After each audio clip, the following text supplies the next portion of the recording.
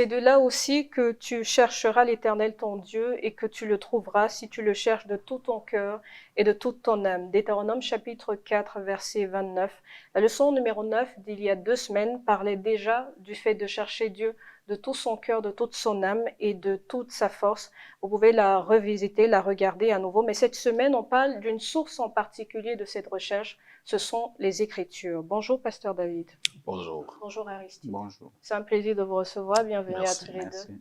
Alors, nous connaissons bien ce verset, Josué, chapitre 1, verset 8, qui dit que ce livre de la loi ne s'éloigne point de ta bouche, médite-le jour et nuit pour agir fidèlement selon tout ce qui est écrit. C'est alors que, etc. Quel est ce livre dont on parle ici?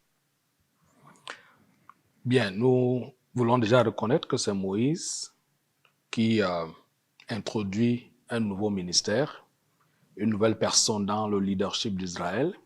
Et il y a quand même une passation d'héritage. Et c'est à ce niveau qu'il faudrait fixer le contexte de ce verset et reconnaître que Moïse venait, vous le permettez, de rédiger à nouveau les tables de la loi, revenir sur un certain nombre de prescriptions données par le Seigneur.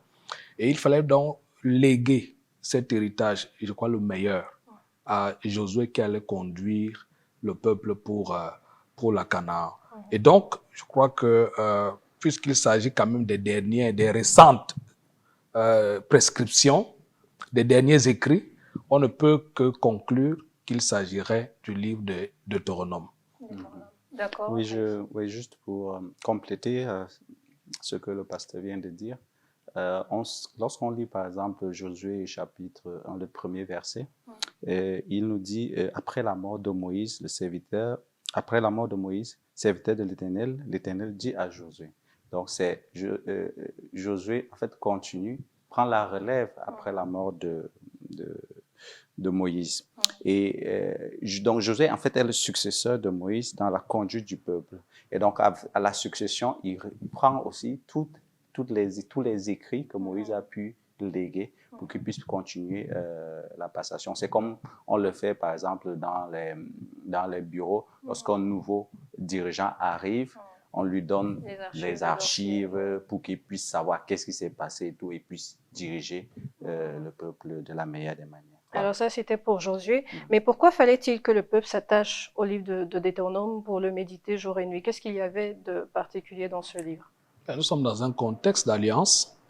Le Seigneur s'est engagé de choisir le peuple d'Israël comme son peuple, comme sa propriété, et a décidé de faire alliance avec Israël. Et nous connaissons toutes les difficultés qu'il y a eu le long du chemin. Très souvent, le peuple a failli dans le respect de ce contrat. Alors, il est important pour Dieu de rappeler les termes de l'alliance. Et donc, il ne fallait pas qu'une seule génération s'esquive de cette alliance. C'est pour cela qu'il est bon que le Seigneur y revienne le plus souvent pour garder le peuple dans le principe de l'alliance.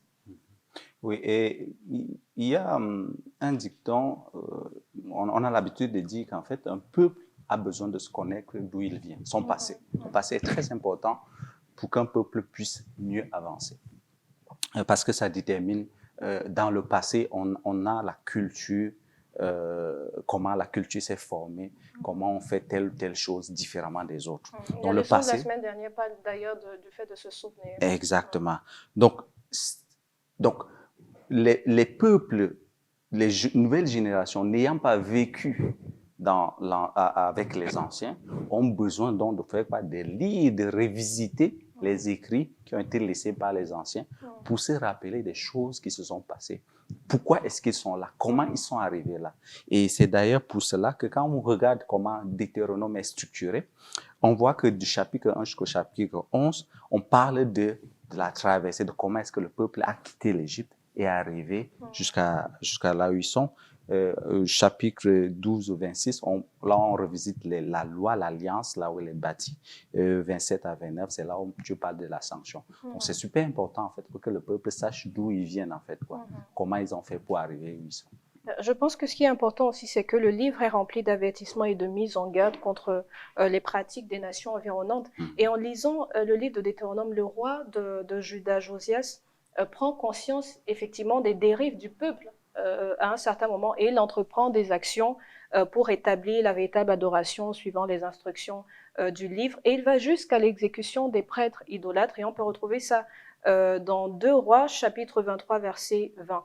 Comment l'action, déjà, est-ce que c'est une bonne action, ce que Josias a fait, et comment l'action de Josias peut nous inspirer pour nous aujourd'hui en tant que communauté, en tant qu'institution religieuse et parfois même en tant que famille?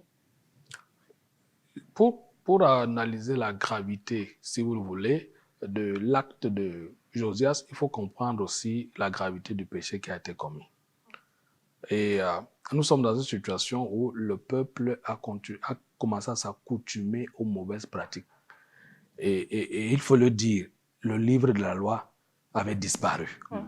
C'est-à-dire, il avait disparu sur le plan physique, il avait aussi disparu sur le plan spirituel. On était rentré pratiquement dans l'Égypte.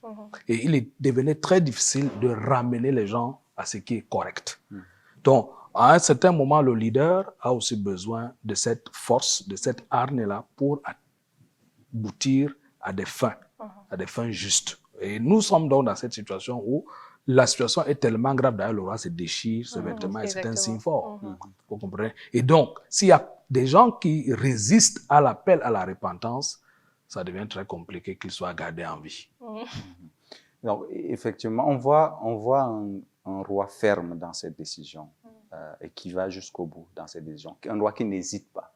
Donc, il y a des moments où c'est important en tant que leader de prendre certaines décisions assez fermes et assez courageuses parce que tuer beaucoup de gens,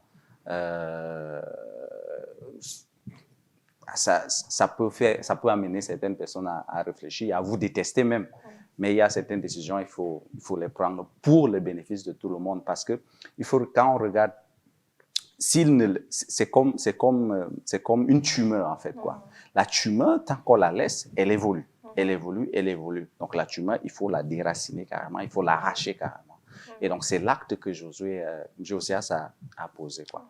Et il n'est pas le seul dans le cas. Il y a plusieurs histoires comme ça dans les Saintes Écritures où on a vu le Seigneur ordonner que certaines personnes soient totalement exterminées. Où on a vu au temps d'Élie, vous avez vu des centaines et des centaines de prophètes de Baal et Astarté être totalement égorgés. Ceux qui ont adoré le veau d'or avec Moïse, ils ont été tués par leurs propres frères. Donc, ce n'est pas un cas isolé. C'est régulièrement ce qui est fait pour remettre de l'ordre dans la maison, pour purifier. Vous savez, quand on balaye une maison, on la balaye pour purifier. Il faut dire ici qu'il s'agit des prêtres. Il s'agit même des prophètes qui sont supposés montrer l'exemple. Et la seule chose qu'il fallait faire, Josias l'a fait. Et il faut noter que c'était un jeune roi. Et moi, ça m'intéresse par rapport à la famille, par exemple. Parfois, celui qui est le chef de famille peut être considéré comme un tyran quand il estime qu'il faut qu'il y ait des règles, il faut que ces règles soient appliquées pour que les choses aillent dans le bon sens. Comment est-ce qu'on gère ça en famille? Quand on voit qu'il y a des choses qui ne fonctionnent pas, mais qu'on doit, quitte à être, j'ai pas envie de dire aimer ou ne pas être aimé, mais quitte à froisser un peu, ou que la situation soit un peu difficile, mais il faut prendre des décisions pour que, sachant que, voilà, si je ne le fais pas, les conséquences seront plus graves. Oui, Élie, le prêtre, vous vous souvenez, celui qui a formé Samuel, a connu cette situation avec ses enfants. Et il a été accusé d'être laxiste en rapport avec le mal que faisaient ses enfants dans la direction spirituelle du peuple. Très souvent, nous les parents, nous pensons cajoler, encadrer, croire que le temps va aider. Non, je crois qu'il faut imprimer la discipline dès le sein maternel. Qu'il y a des moments où papa se fait papa. Maman est maman ici. Maman, ce n'est pas maman des biscuits. C'est aussi maman qui donne une certaine discipline, une certaine orientation de la vie, qui s'est dit non et qui tient sur le non même quand l'enfant pleure. C'est ça, donner une éducation. Et beaucoup parmi nous, en tant que parents, en tant que leaders, à quelque niveau que ce soit, avons souvent failli, simplement parce qu'on veut plaire, parce qu'on veut montrer qu'on est un peu ce papa de l'heure. Donc, il faudrait éviter, il faut être équilibré dans la gestion de la discipline auprès de nos enfants et des communautés que nous dirigeons. Aristide, ton exemple dans ce cas, il a été positif ou négatif Il est dans ta croissance? positif, bien sûr. Mhm. Ce qu'il faut noter, c'est qu'un enfant qui grandit ne sait pas forcément discerner sa gauche de sa droite. Donc, il a besoin de quelqu'un qui connaît c'est quoi la gauche et la droite pour le guider. De manière à ce que s'il tombe au niveau à gauche et il aime apprécier la gauche, il faut lui dire non, même si tu aimes, c'est pas bon pour toi, il faut que tu reviennes sur le droit chemin. C'est comme quand au niveau de Deutéronome, chapitre 10, verset 12 à 13 dit, « Maintenant, Israël, que demande de toi l'Éternel ton Dieu, si ce n'est que tu craignes l'Éternel ton Dieu, afin de marcher dans toutes ses voies, d'aimer et de servir l'Éternel ton Dieu de tout ton cœur et de toute ton âme, si ce n'est que tu observes les commandements de l'Éternel et ses lois que je te prescris aujourd'hui, afin que tu sois heureux. » Certaines versions vont dire en anglais, certaines versions vont dire pour ton bien, pour ton propre bénéfice. Donc, les lois de l'Éternel sont là, puisque c'est lui qui nous a créés. C'est lui qui nous a créés. Donc, il sait ce qui est bien pour nous. Et des fois, on est amené à aller côtoyer l'ennemi et qui va nous miroiter des choses qui ne sont pas bonnes pour nous. Et on va tomber amoureux de cela. Et donc, du coup, il faut donc, l'Éternel donc utilise des gens comme Josué, comme Moïse, pour nous ramener maintenant sur le droit chemin. Et il faut le faire de manière assez dure. Alors, Josias avait l'avantage d'être roi, dont il pouvait redresser le peuple plus facilement puisqu'il dictait la conduite à tenir et que le peuple le reconnaissait comme roi. Mais aujourd'hui, je vais te poser une question que le pasteur n'est influent, surtout pas. Mais aujourd'hui, si on voit la faille et qu'on n'est pas dirigeant au premier plan, que peut-on et que doit-on faire? Si on voit qu'il y a la faille au niveau de la direction de l'institution, du haut, comme on dit, et qu'on n'est pas dans cette sphère-là, que peut-on et que doit-on faire en tant que chrétien simplement? Ce qui est sûr, c'est qu'on ne doit pas se taire. Ça, c'est pas la meilleure des manières. Parce que se taire, c'est contribuer en quelque sorte à la mauvaise gestion. Donc, peu importe le niveau dans lequel on se trouve au niveau de la société, on a quand même la voix, on a la bouche pour parler et pour dire les choses qui nous sont révélées de la part de l'Éternel. Donc, même si on est, on va dire, le gardien ou bien le balayeur, celui qui balaye, parce que généralement, c'est eux qu'on considère comme les plus bas au niveau dans la hiérarchie de la société. Même si on est à ce niveau, on a quand même la voix, on a quand même la parole pour pouvoir exprimer, en fait, les vérités qui doivent être dites. Malgré, c'est pas certain que les gens vont nous écouter, mais je pense que le minimum, c'est de le faire, même si on n'est pas au haut niveau. On peut espérer qu'au haut niveau, les gens vont nous entendre et vont relayer le message jusqu'au top management, jusqu'à la royauté, pour pouvoir prendre les bonnes décisions. Mais est-ce que prier, c'est important aussi? Prier, c'est très important parce que justement, même peut-être. Voilà, effectivement, c'est l'élément clé parce que on ne décide pas de ce que l'autre pense. C'est Dieu qui décide, qui oriente les pensées des gens. Donc, du coup, comme on dit en anglais, voice it out. Donc, parler, s'exprimer et prier et demander à Dieu pour que notre voix se fasse entendre de l'autre côté. Alors, pasteur, pour être équilibré, à l'inverse aussi, si on est dirigeant, qu'on voit la faille, on sait ce qu'on a à faire, mais on a affaire à un peuple qui ne nous légitimise pas. C'est-à-dire qu'un peuple qui est rebelle, etc., et qui estime qu'on n'a pas d'ordre à lui donner, alors qu'on sait qu'on a été établi par Dieu sur ce peuple-là pour le redresser. Que peut-on et que doit-on faire? Alors, il faudra tenir sur ce qui est vrai. Vous savez, il n'est jamais facile d'être leader. Et le leader est un peu accroché très haut, tout le monde le voit, tout le monde parle du leader, mais parfois c'est pas facile. Quelques exemples dans la Bible nous montrent des leaders qui, malgré le rejet de certaines personnes, tout le monde ne vous rejettera pas, de certaines personnes ont tenu. Vous avez eu la fameuse histoire d'Esdras avec les Sambala et les Tobidja qui étaient là et qui ont monté le peuple contre, mais ils sont restés fermes dans la trajectoire qui leur avait été inspiré. Ouais, un peu. Il y a eu des moments de faiblesse dans le temps de David. Mais à des moments où il fallait tenir sur un certain nombre de principes, malgré les faiblesses, le frère est resté équilibré. Vous voyez un peu. Donc, il est important en tant que leader, quelles que soient les situations, les difficultés que vous rencontrez dans l'élaboration de votre leadership, de tenir sur ce qui est vrai. Les autres parlent des règlements et des procédures. De tenir sur ce qui est vrai. Même quand vous ne serez plus, on se rappellera qu'effectivement ce gars était inspiré de Dieu. Je crois que l'exemple de Jésus est également présent dans notre esprit quand on voit Jésus rappeler aux pharisiens ce qu'il doit être. Les difficultés qu'il a rencontrées, même avec ses propres disciples dans la marche. Mais à la fin, on se rend à l'évidence que, il y avait de la référence ici. Donc le leader doit rester vrai, digne et juste dans ce qu'il fait. Et je crois que les gens, plus tôt ou tard, comprendront les réformes que vous voulez mettre en place. Et le plus important aussi, peut-être dans les deux cas, c'est que l'on soit soi-même un exemple de nos propres réformes, même si les autres ne nous suivent pas. C'est ça être vrai. C'est-à-dire que il y a tellement de cas qui peuvent arriver pour le leader. Mais vous regardez Moïse, à plusieurs reprises, Moïse a été diminué dans son leadership, c'est-à-dire ses frères, sa sœur, les opposants. Mais Moïse est resté intègre.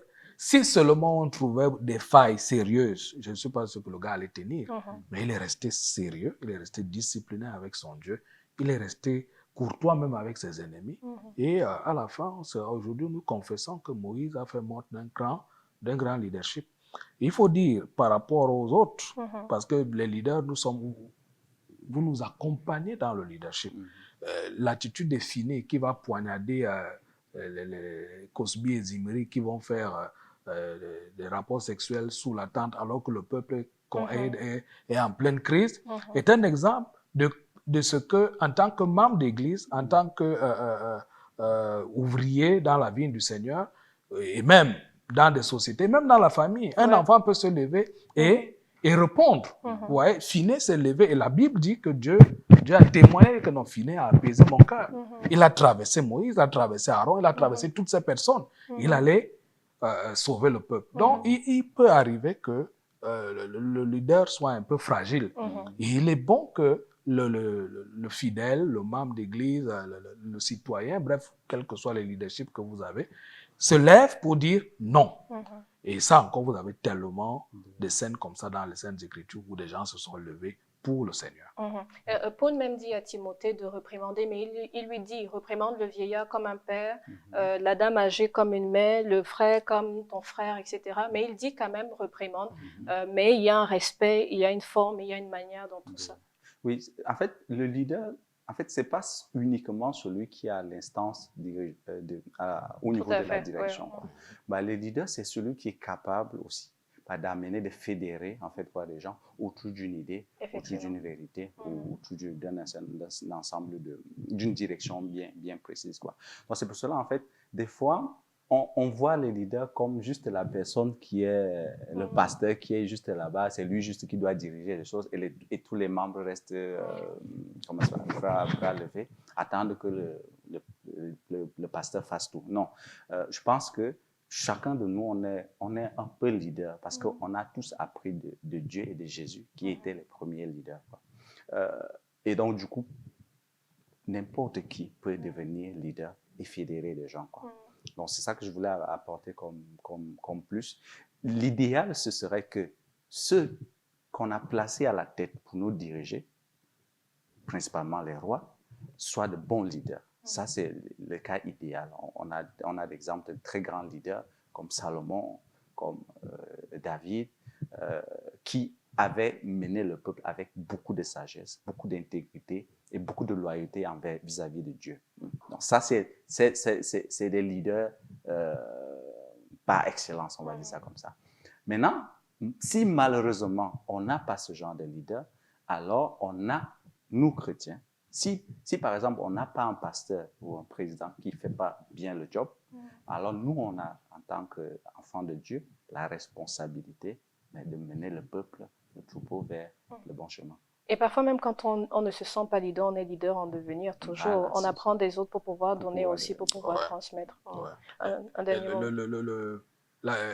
ici, nous avons la grâce d'avoir un Josias qui est assez sérieux, mais remarquez qu'il s'est entouré quand même de personnes. Il savait déléguer. Il savait déléguer, aller faire ceci, chercher moi des maçons. Et il travaille avec probité, ne les mettait aucune pression.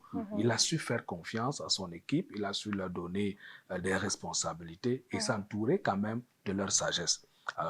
Et je crois que c'est ça qui a abouti à cette belle réforme qui fait le témoignage de cette leçon aujourd'hui. Donc, en tant que frère, on peut voir la limite d'un leader et il est de notre ton et de notre sagesse de dire, mais comment, qu'est-ce que je peux faire pour amener ce leader à réussir et aller vers lui et proposer des services qui pourront l'aider à faire mieux. Donc, je crois que c'est à ce niveau qu'il faudrait aussi capitaliser au niveau de nos communautés, au niveau de notre société. À la fin, on peut rendre grâce à Dieu parce que le livre de Deutéronome a inspiré les générations par la suite. Et jusqu'aujourd'hui, on peut encore s'inspirer de ce qui a été écrit il y a longtemps avant. Et on peut rappeler à nos enfants, si ce livre fait l'objet de ta joie, alors tu réussiras dans ta vie. J'ai envie qu'on s'arrête effectivement sur cette phrase-là pour la conclusion. Mais ce que je voulais juste préciser aussi, c'est que c'est important aussi de savoir apprécier, c'est important aussi de savoir reconnaître quand un leader fait bien, parce que parfois on s'arrête sur les manquements et sur les imperfections, alors qu'il y a des leaders qui font bien, mais on ne sait pas apprécier parce que on regarde juste les petits points et les petites failles. Merci, pasteur David. J'avais envie de dire une joke. Merci, pasteur David. Merci, Aristide, pour cet échange. Merci à vous de nous avoir suivis. On se quitte sur ce clin d'œil, celui du pasteur Pierre, son regard, sa pensée sur la leçon de cette semaine. Au revoir et à la semaine prochaine, par la grâce de Dieu. Chaque membre de l'Église adventiste du 7e jour a reçu de Jésus la mission de proclamer l'évangile éternel inséré dans le message des 3 anges. Pour être à la hauteur de la lumière reçue, une vraie réforme et un réveil spirituel profond s'avère nécessaire. La leçon de cette semaine nous indique 3 façons de chercher à apporter cette réforme. Premièrement, en lisant quotidiennement la Bible et en pratiquant comme l'avaient fait Josias et Jérémie ces paroles dans tous les aspects de notre vie. Deuxièmement, en faisant preuve d'obéissance. Troisièmement, en entretenant une bonne relation avec Dieu et avec ses semblables. À ce sujet, le prophète Michée est clair. Pratiquer la justice, aimer la miséricorde et marcher humblement avec Dieu. Merci.